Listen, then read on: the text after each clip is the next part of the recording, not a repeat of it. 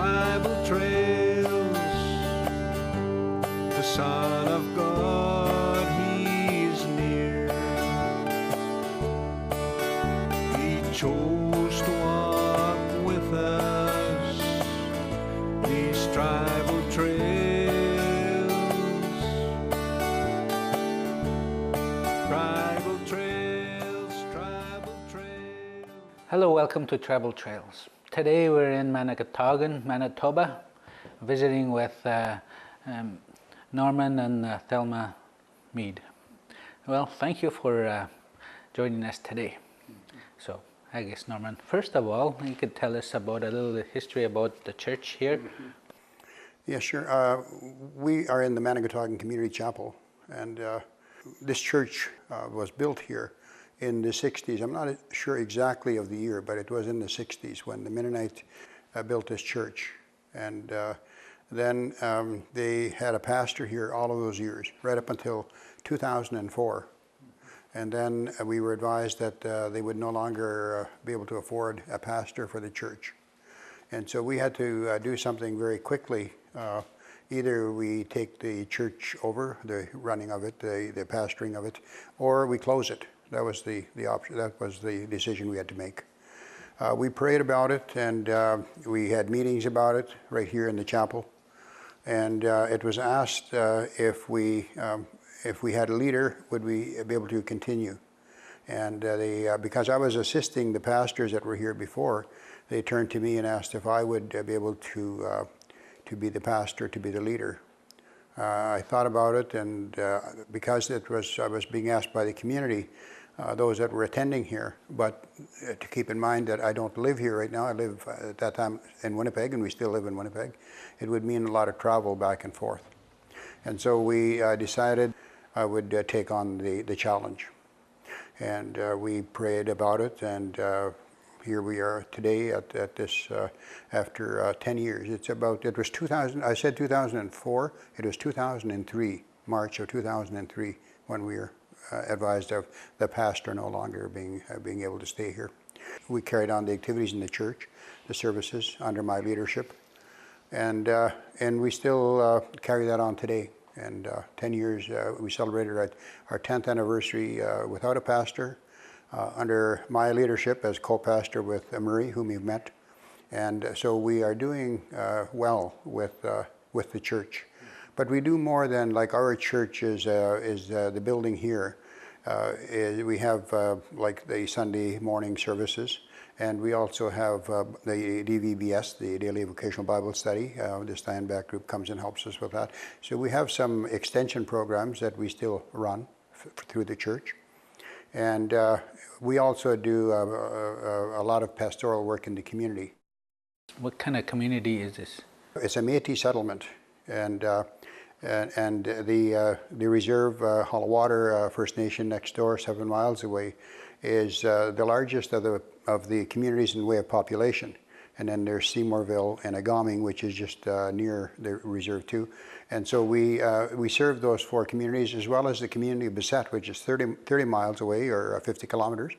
And so we serve these 4 or 5 communities from, like, through the chapel here. And it's mixed. It's a mixed population of, we have a number of non-Aboriginal folks, some that are new to the community, some that cottage in the area, and then of course the rest are either Métis or First Nation. The main group is the First Nation population. They're the largest of the groups. Isn't he wonderful?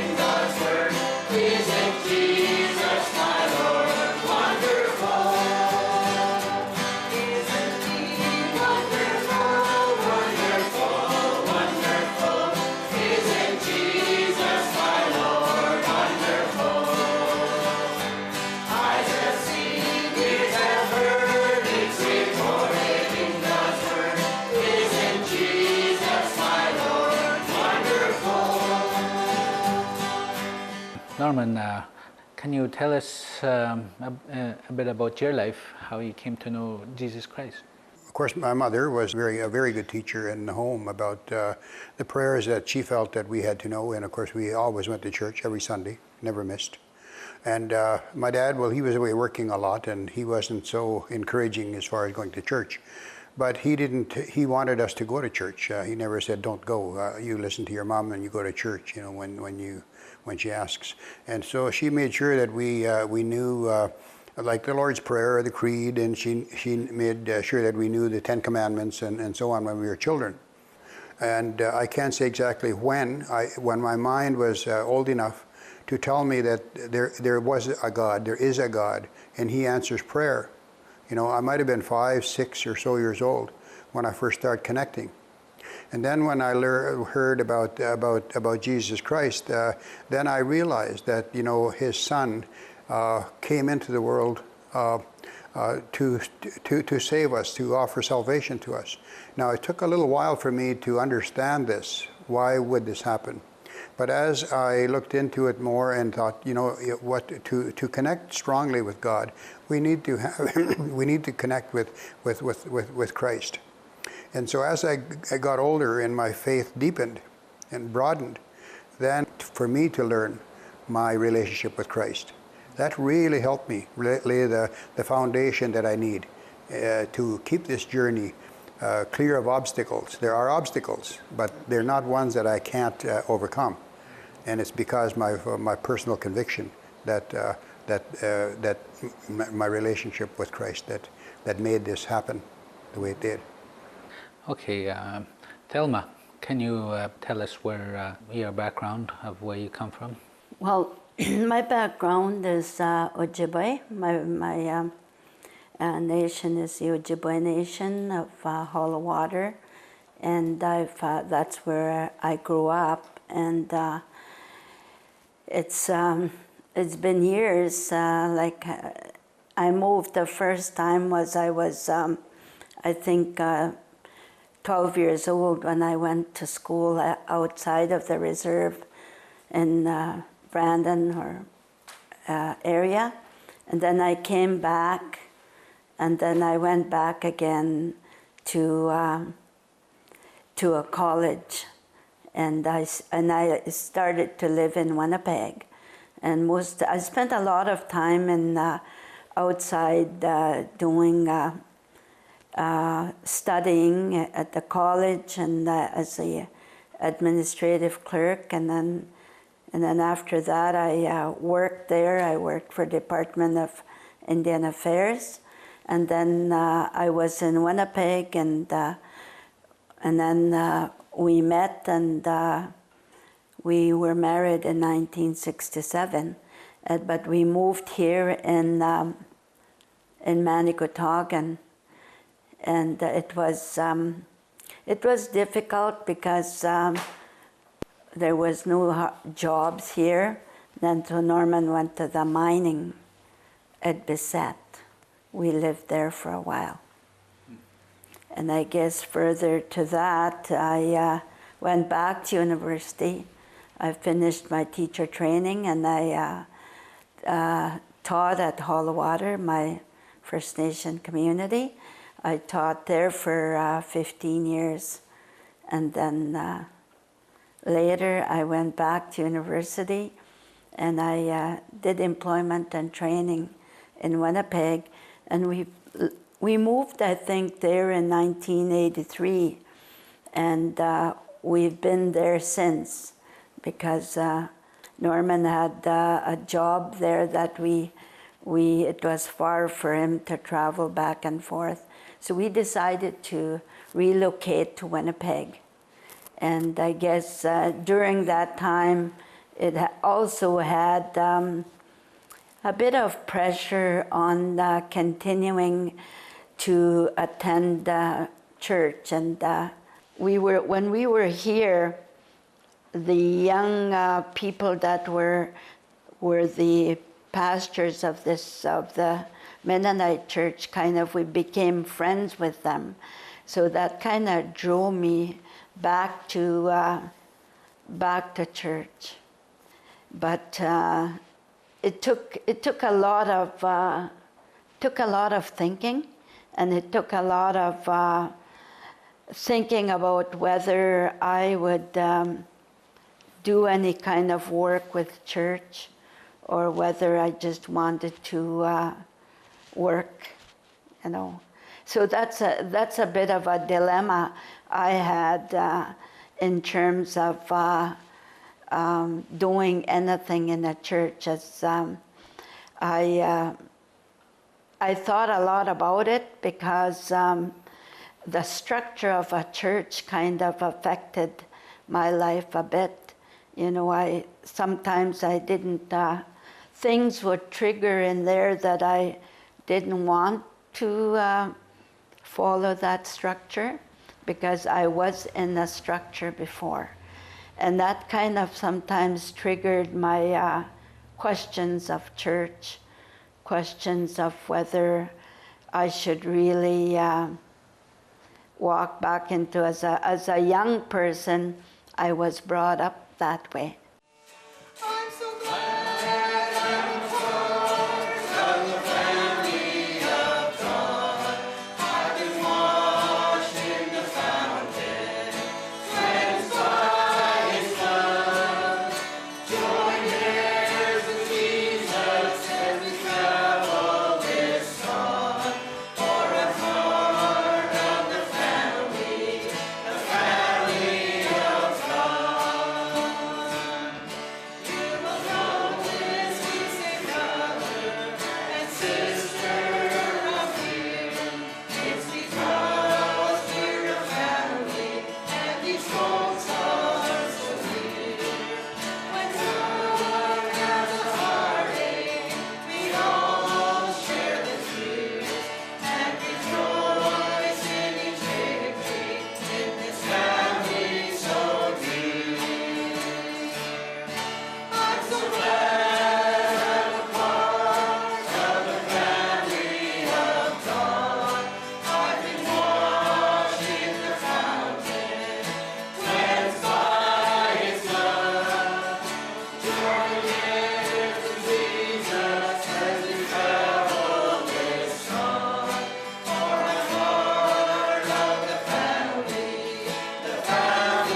of God. From the door of an orphanage to the house of the king, no longer an outcast, a new song I sing.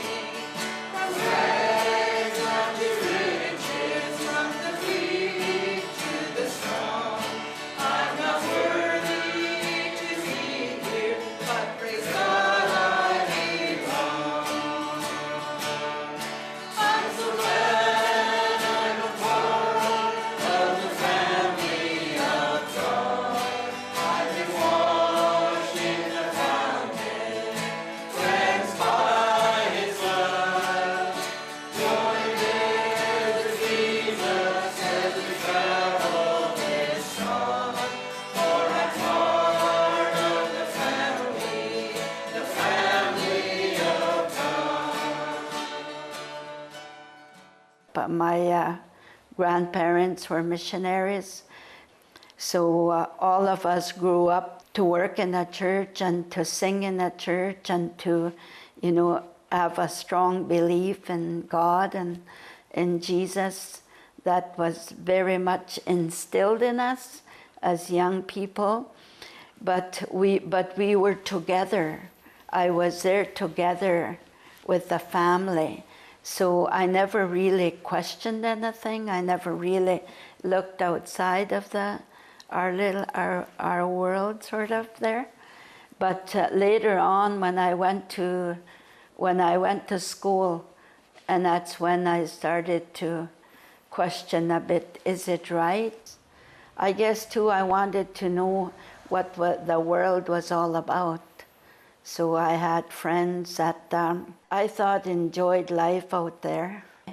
But I wasn't quite sure with my spiritual realm, with my spiritual, where is it, you know?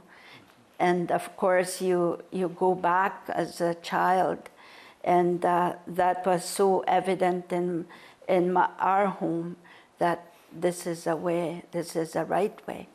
My faith was so strong when I was a little girl. It was always there. So when I ran into things in the college and university, I always prayed. I always said, Lord, it's your will that I finish this, what I need to do. So I really had faith and strong faith and strong will that whatever I do, Lord is with me. What a wonderful thing to know that God is with you. This reminds me of 2 Timothy chapter 3. It says, "But you must continue in the things which you have learned and been assured of, knowing from whom you have learned them, and that from childhood you have known the Holy Scriptures, which are able to make you wise for salvation through faith, which is in Christ Jesus." As she continued in her life, she held on to the teaching that she received as a child. This made her rely on the Lord and to be strong. And in Joshua chapter 1 verse 9, the verse says, "Have I not commanded you? Be strong and of good courage. Do not be afraid, nor be dismayed, for the Lord your God is with you wherever you go." When she faces hard times, will she continue to hold on to God, to hold on to her faith? Let's listen. Well, I had the first heart surgery. We had no idea Norman was going to be the next, but I've been working like all my life, so I go a lot, and it's about six years ago, and 7 years ago, I started to slow down, and I couldn't climb stairs, and then I thought, am I getting old so early, you know? And then I was feeling very tired, you know, and then I thought, well, it's time that maybe I was in my 60s, it's time that maybe I should slow down. So then, but I see my doctor all the time, and he kind of mentioned that I had a cholesterol problem, but it didn't sound serious, so I didn't really know until I had time I had pneumonia, and I couldn't hardly walk. So I got my son to take me to emergency, and they said, yeah, you have pneumonia. So they treat me for that, but then after 6 days, they said, you know, we can't figure out, your heart is speeding all the time.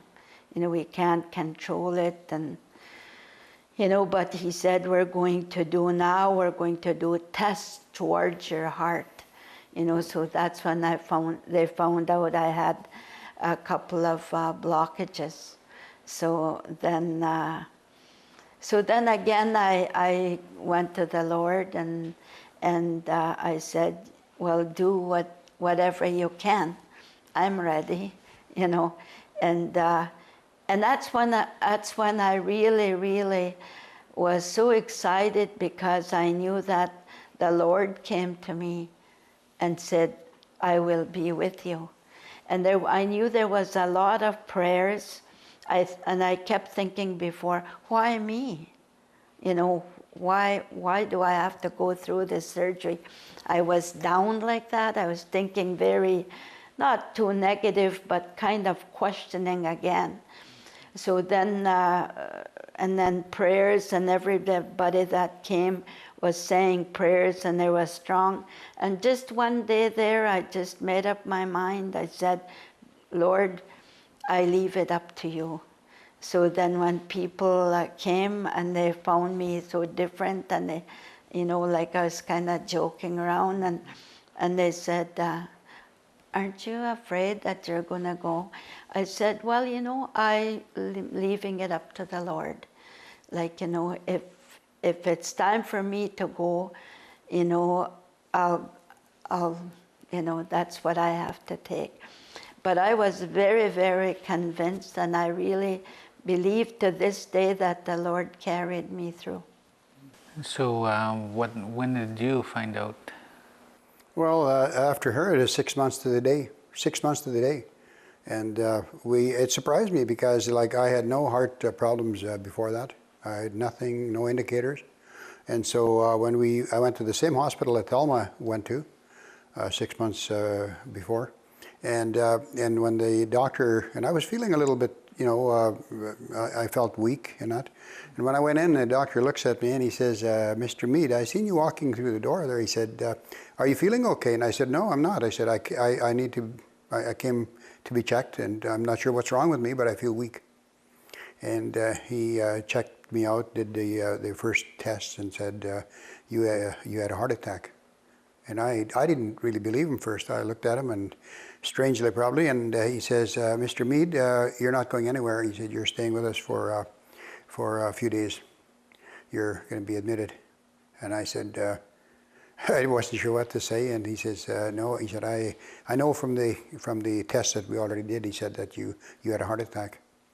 And so they didn't keep me in the hospital. They kept me in for 5 days, did all the tests, and they got me in to do the other tests, like the angiogram, that they do your testing of the blockages, if there's any, and they found 4, and they corrected those through heart surgery.